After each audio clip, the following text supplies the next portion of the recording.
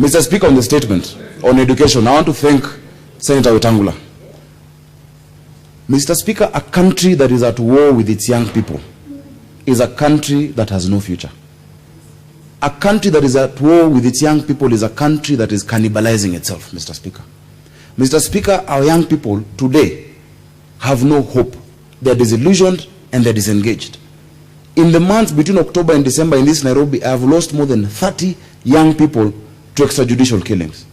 Mr. Speaker, in the last 2 weeks we've seen a 21-year-old young boy shot at Westgate at the Dusit attack, abandoned. We've seen a 26-year-old young boy arrested and charged in court because he had to sneak out his baby in a bag because he could not pay that. What are we talking about as a country? What future are we trying to build, Mr. Speaker? Mr. Speaker, we have toiled in this parliament for the last few years. We've brought bills, Mr. Speaker. National Employment Authority, I sponsored in the last parliament, where all these young people who are supposedly defaulters of Helb would have now been engaged on compulsory internships, which would have paid those loans. They are not being implemented.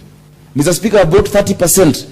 The bill that has introduced 30% procurement, preferences for young people, governors, ministers, PSs are giving their children, they are giving their cronies. It is not being implemented. Mr. Speaker, we cannot go, and I want to say it today with authority of the Senate, as the chair, the vice chair of Security Committee.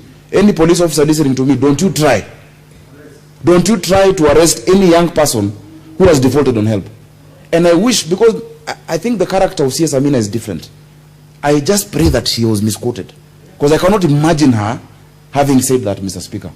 We cannot be talking about recovering 7-point-something billion from young people who have no jobs. In fact, this House should amend the law. Help should not have an interest. It's not about interest, Mr. Speaker. And number two, you should not be asked to pay any penalty before you get employment. Government should figure out how they will find out whether those young people have got an employment. But why is it that today it has been a crime to be a young person? In parts of my county, Mr. Speaker, the highest cause of death is youth. Just because you're a young person, you're at risk. You have to be in the house by a certain time. You go out to look for a job, Mr. Speaker. You get onto a border, you come to town, you're arrested.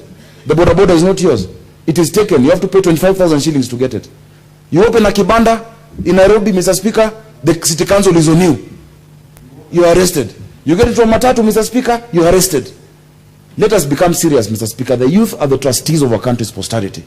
And we do not want a generation that is growing up in this country trying to get even. We will not survive, Mr. Speaker.